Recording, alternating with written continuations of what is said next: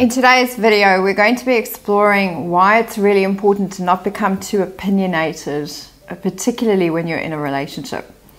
So I had a couples conversation yesterday with one of my client couples, and what had happened was, in this particular instance, the guy was very frustrated and angry because his wife had taken a different job because she was really wanting to change her career and change what she was doing, and she was earning less money.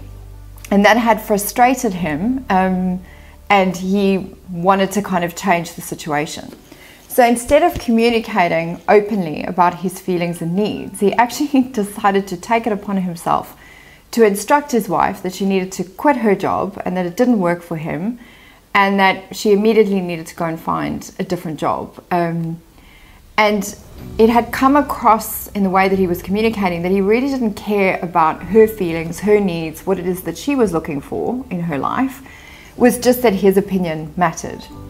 Now, sometimes people behave like that when they're kind of under stress situations. And, you know, what was important to happen when we were doing the kind of counseling session was to observe that he was triggered by this drop in, finances within the marriage, and that trigger had made him go straight to certainty and solutions, which were the needs that he needed meeting.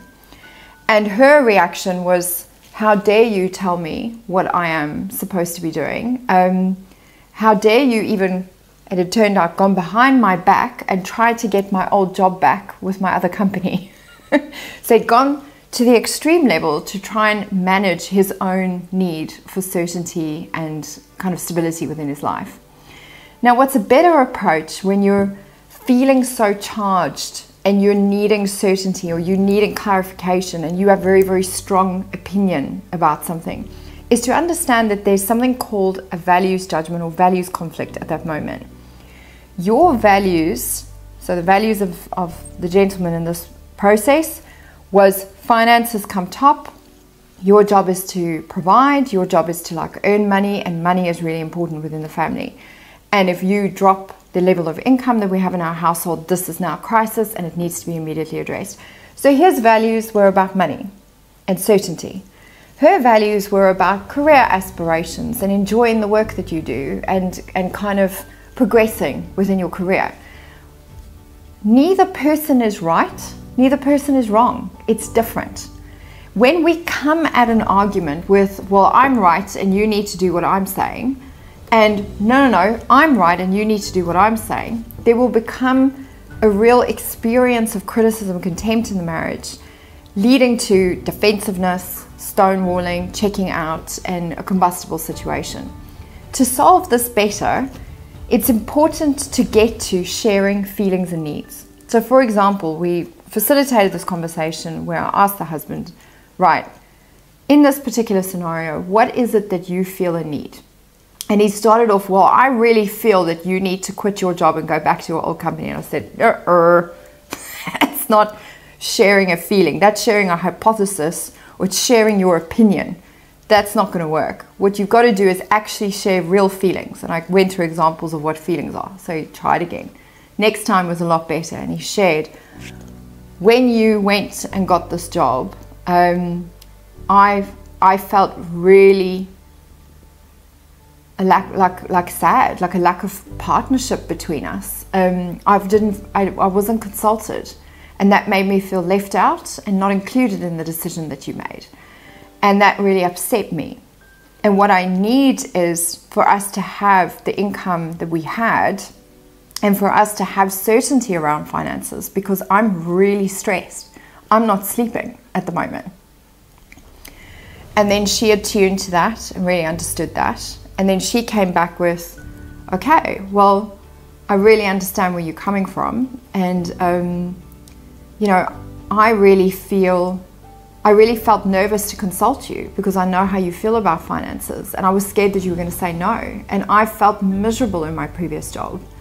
Really unfulfilled, downtrodden, not respected, not valued in that company. And I really felt like I wanted to find a new progression for myself. and I'm really excited about my job, and I feel like I can't share any of this excitement with you because you're so like fixed in your area. And what I really need is for us to discuss our financial situation mutually. So what they did, this conversation went really well, actually, because by sharing feelings and needs, everybody gets to then empathize with each other and understand what are their values that are in conflict with each other and how do they actually come to a place of solution. And at the end of that, we actually went through the finances and the budget and discovered that there was a savings pot that he didn't know about, that she'd actually been beavering money away, and that this could cover the shortfall until her promotion in January. So it went from complete crisis, complete disaster, to the two of these people attacking the problem together. When our problems divide us, this is the kind of stuff that can happen. But when we share feelings and needs, we can attack a problem together. And this is a really important premise. When you're coming at something with like a lot of opinions, oftentimes you're triggered. Oftentimes there's like some huge surge of energy that goes behind that. Sometimes you've made assumptions. Sometimes you've leapt to a conclusion. And it's important in those moments to slow everything down. Check with yourself. Have I actually studied the lay of the land correctly? Are my assumptions accurate? Have I actually got clear what my feelings and needs are? Have I shared my feelings and needs with my partner? Have I actually understood why my partner is doing what my partner is doing? And can we navigate and attack this problem together? Because by me sharing my opinion, I actually make the problem right in the middle of us and divide us in our partnership. So when you have an opinion, remember some of these things and think a little bit through. Can I slow this down? Can I share feelings and needs instead? Because by sharing feelings and needs, the chance of your partner actually attuning, hearing you and understanding you is going to be tenfold. So I hope that's helpful. If you have any more kind of like marriage questions or crises, please be sure to contact us on our website. Take care. Bye.